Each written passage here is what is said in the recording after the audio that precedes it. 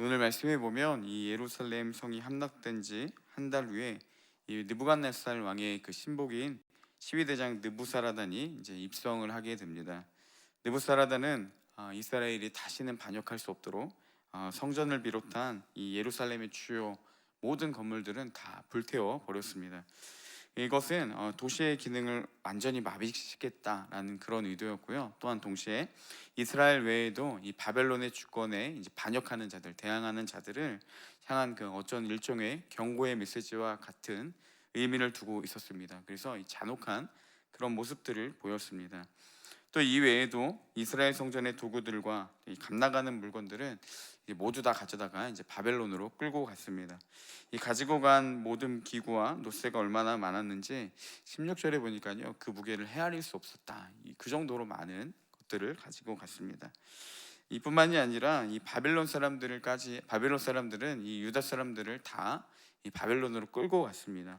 가난하거나 특별한 기술이 없는 사람들, 즉 아무런 도움이 이제 바벨론에 도움이 되지 못했던 사람들은 유다 그 땅에 남겨두었지만 그 외에 조금이라도 자신들이 이익을 남길 수 있는 사람들, 좀 필요로 쓸모 있는 사람들은 모두 다 끌고 갔던 것이죠. 그리고 반역을 선동할 만한 사람들, 특별히 이 지식인들은 모두 끌어다가 림나에서 처형을 하는 그런 잔혹함을 보였습니다. 이 외에도 느부사라단은 예루살렘의 성벽을 모두 허물도록 이제 명령을 합니다. 에스라를 비롯한 몇 명이 복구를 시도하지만 결국 모두 실패하고, 잘 아시다시피 이 느헤미야에 의해 재건될 때까지 무려 약 140년 동안 이 예루살렘 성전의 성벽은 무너져 방치가 됩니다. 이 무너진 성벽은요, 군주에게 반역한 자들에 받는 이 징계의 상징과도 같았습니다.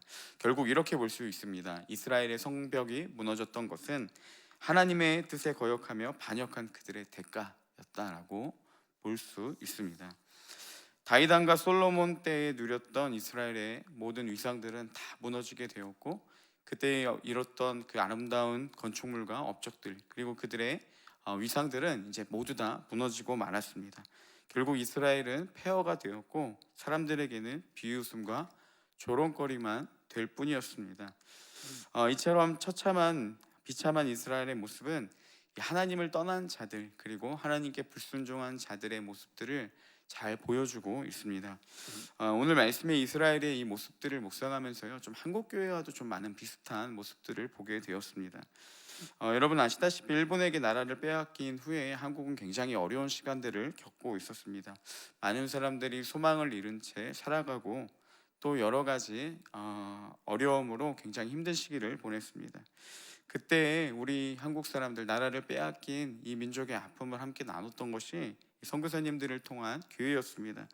많은 선교사님들이 학교와 병원을 세우며 복음을 전했고, 한국의 모든 외교권을 빼앗겼을 때에도 이 세계에 연결을 해주는 통로가 되는 등 한국의 그 아픔들을 함께 같이 나누며 또 그 어려움들을 함께 헤쳐 나갔습니다. 이 외에도 독립운동으로 앞섰던 것 중에 하나도 이 교회였습니다. 참담한 한국의 현실 가운데 그 어떤 종교도 한국인들의 마음의 위로가 되지 못했던 그때에 교회는 민족의 아픔을 함께 나누었고, 또 특별히 예수님이 곧 오신다는 이 종말론적 소망을 가지고 큰 위로와 마음의 소망을 품고 그 어려운 시기들을 잘 이겨냈습니다. 그렇게 민족의 아픔을 함께 같이 나누며 사랑을 전하고, 또 그들의 아픔을 공감하며 함께 어려운 시기를 이겨냈던 그때 가장 필요로 했던 것이 교회였지만, 지금은 그런 이미지들이 많이 상실해 버렸습니다. 최근 전 세계적으로 큰 고통의 시간이 있었던 이 코로나19 팬데믹 때에도요, 어려운 시기 민족의 아픔을 함께 나누며 큰 위로와 소망이 되었던 교회의 모습들이 당연히 나타나 이 아픔들을 함께 같이 나누고 어려운 시기들을 이겨내야 되는데, 안타깝게도 교회가 그 역할들을 잘 감당하지 못했습니다. 사회적 거리를 무시하고 방역 지침을 따르지 않았다라는 몇몇 교회들로 인해서 교회는 몰매를 맞게 되었고, 물론 열심히 마스크를 만들고 봉사하며 이 외에도 여러 가지 복지 활동들을 했지만, 코로나 이후의 교회 이미지는요, 점점 더 실추되고 말았다라는 거죠. 어쩌다가 과연 이런 일들이 나타나게 됐다는 사실입니다.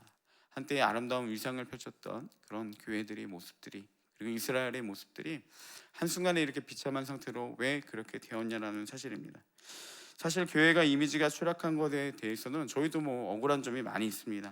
세상에서도 그런 일들이 비일비재하게 일어나고 오히려 더 악한 사람들이 많이 있는 곳이 교회 위에서도 많이 일어나고 있는데, 유독 사람들이 교회에만 혈안이 되어 있는 모습들도 있습니다. 왜 유독 그렇게 교회를 집착하게 되는 것일까요? 사람들도 한 가지 알고 있다는 것이요, 교회는 달라야 되는데 다르지 못하다라는 사실이죠. 교회는 달라야 되고 교회가 거룩함을 유지해야 되는데 그렇지 못하니까 실망한 표현이 아닐까, 저는 그런 생각이 들었습니다. 이 거룩하다라는 말은요, 구별되다라는 의미를 담고 있습니다. 거룩하신 하나님처럼 교회는 구별되어야 되는데, 다른 모습들을 나타내야 되는데, 구별된 교회가 구별되지 않으니까 실망하는 말들로 오히려 더 교회에 유독 그런 반응들을 보이는 것이 아닐까라는 생각이 들었습니다. 구별되지 않는 삶, 하나님 앞에 순종하지 못하는 이 작은 불순종들이요, 우리 삶에 쌓이고 쌓이다 보니까 어느 순간 교회는 거룩함을 잃어가고 점점 무너지기 시작했다라는 사실입니다. 예수님은 말씀하시죠. 우리는 세상의 소금이라고 말씀하십니다.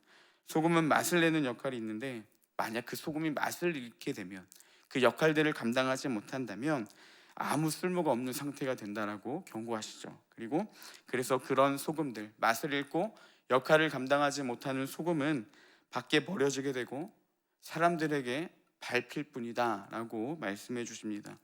교회가 교회다운 역할들을 감당하지 못할 때, 교회가 세상에서 소금된 역할들을 감당하지 못하고 맛을 잃을 때, 교회가 할 수 있는 일이라고는요, 밖에 버려져 사람들에게 밟힐 수밖에 없을 뿐이라는 거죠.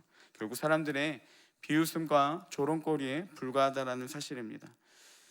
하나님의 백성으로 살아야 될 이스라엘은요, 끊임없이 하나님을 배신하며 떠났습니다. 그들의 작은 불순종들이 쌓이고 쌓이다 보면 하나님을 향한 진노와 하나님의 분노를 만들어냈다는 것이죠.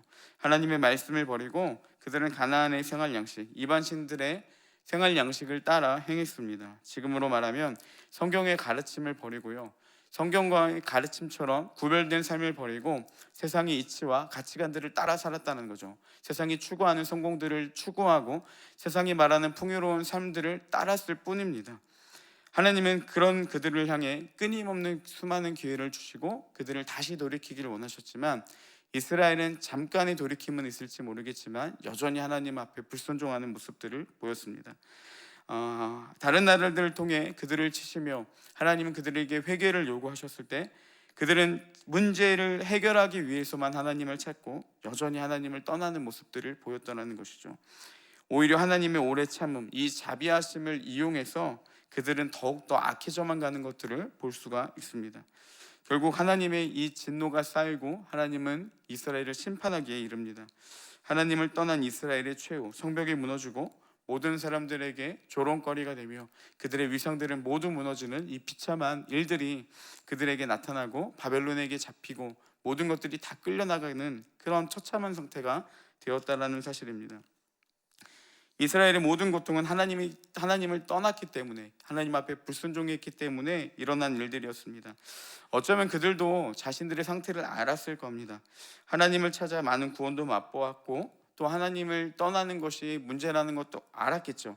그렇지만 그들의 큰 문제는 무엇이냐? 그걸 알았지만 그 알미 오래가지는 못했다라는 겁니다. 아는데 삶에 적용하는 그런 일들이 그들에게 여전히 나타나지 않아서 하나님에게 돌이키겠다라고 고백했을 때 구원을 맛보면 그 이후로 하나님을 찾는 것이 아니라 다시 돌아가게 되고 문제가 나타날 때만 하나님을 찾고 그 외에는 여전히 불순종하는 모습들을 보였다라는 사실이죠. 이 말씀을 묵상하면서 들었던 딜레마 한 가지가요, 우리가 불순종에서 돌이켜야 한다는 건 너무나도 잘 알고 있는데 이 불순종에서 돌이켜야 한다라는 것들이 삶 가운데 적용이 잘 되지는 않는다라는 것이죠. 예를 들어서 말씀을 보며 불순종의 두려움을 알게 되었습니다. 그리고 불순종이 얼마나 하나님 앞에 옳지 못한다는 것을 깨달았습니다. 그리고 내 삶의 어떤 부분들이 불순종하고 있는 걸 알았습니다. 그러면 다시는 그렇게 하지 말아야지 이렇게 다짐하거나 우리가 기도를 하게 됩니다. 근데 여기서 우리의 삶이 바뀌기까지 끊임없이 하나님을 붙들고 그분의 구원을 바라야 되는데, 문제는요, 이렇게 다짐하고 기도하고 끝내버린다는 것이죠. 다짐도 잊어버리고 다짐이 근본이 되었던 왜 우리가 불순종하지 말아야지 하는 그 하나님의 말씀조차도 잊고 살아가게 된다는 것입니다. 마치 그렇게 기도하고 다짐한 것으로요, 이 모든 불순종의 문제들이 해결된 것 마냥 우리가 그렇게 살아가고 있다는 것입니다. 내 삶의 불순종에 대한 부분은 여전히 해결되지 않았음에도 우리는 그렇게 다짐하고 예배를 통해 말씀을 듣고 회개의 기도를 드린 것으로 끝내버린다는 사실입니다. 회개는요, 죄에 대한 고백이 아니라 회개는 죄에서 돌이키는 것이 회개인데, 우리는 그렇게 고백한 것으로 내가 회개하고 살았다, 이제는 다른 삶을 살아간다라고 착각하며 살아가고 있다는 것입니다.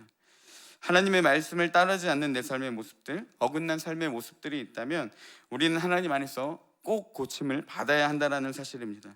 말씀을 붙잡고 돌이키실 하나님을 의지하며 이 불순종의 모습들이 우리 안에서 지워질 때까지, 그 문제를 하나님께서 구원해 주실 때까지, 바꿔 변화시켜 주실 때까지 우리는 끊임없이 주님을 바라보며 의지하며 나아가야 한다는 사실입니다. 그리고 그렇게 하지 못한 우리의 이 남아있는 불순종의 모습들이 얼마나 위험한 상태인지를 인식해야 한다는 것이죠. 사단이 정말 교묘한 것이요, 죄의 모습들을 대충 얼버벌거리며 우리가 넘어가게 한다는 것입니다. 기도했으니까, 문제를 알았으니까 됐다라는 것입니다. 그렇게 심각한 문제는 아니라는 것이죠. 문제를 인식하고 네가 회개하려는 기도를 했으니까 거기서 된 거야, 이렇게 끝을 내버리며 마치 해결되지도 않았는데 다 해결된 것 마냥 대충 얼버벌거리며 넘어가게 만든다는 사실입니다. 그리고 그것이 하나님의 자비하심이다, 이렇게 이야기를 해버리죠. 하나님의 자비는요, 죄인을 돌이키게 하는 은혜이지 죄인의 죄를 묵인하는 도구가 아니라는 사실입니다. 이런 안일한 마음이 이스라엘을 무너뜨렸고 수많은 사람들을 하나님께 멀어지게 하는 사단의 도구로 쓰였다라는 것을 우리가 늘 인식해야 한다는 것이죠. 그렇다면 우리도 충분히 그럴 수 있음을 깨닫고 하나님 앞에 철저하게 이 불순종의 모습들을 회개해야 한다는 것입니다. 그렇지 않으면 이스라엘과 같은 그런 비참한 모습들이 우리에게도 나타날 수 있다는 사실을 우리가 늘 기억해야 한다는 것입니다. 이제 말씀을 마치겠습니다. 여러분, 우리의 삶에 어떠한 불순종의 모습들이 있든지, 그것이 비록 내가 생각하는 작은 것이라 할지라도 이 정도는 넘어갈 수 있겠지, 하나님께 기도했으면 됐겠지 라고 여겼던 것들, 그것들을 결코 가볍게 여기지 않는 지혜가 있기를 소망합니다. 하나님과 어긋난 내 모습들을 볼 수 있는 끊임없는 그 눈을 가진 자들, 그리고 깨달음이 있는 은혜가 있기를 소망합니다. 이것은요, 하나님과 친밀함을 누릴수록 더욱더 누리게 되는 은혜라는 것이죠. 내 죄의 모습을 알았으면, 내 안에 삶 가운데 나타난 불순종의 모습을 깨달았다면 우리가 돌이킬 때까지, 그 모습이 우리 안에 변화될 때까지 하나님의 구원을 구하고 의지하며 나아가야 한다는 것입니다. 그렇게 더욱 하나님의 거룩하심을 닮아가며 믿음으로 나아가는 우리 온사랑교회가 되기를 주님의 이름으로 축복합니다. 함께 기도하겠습니다.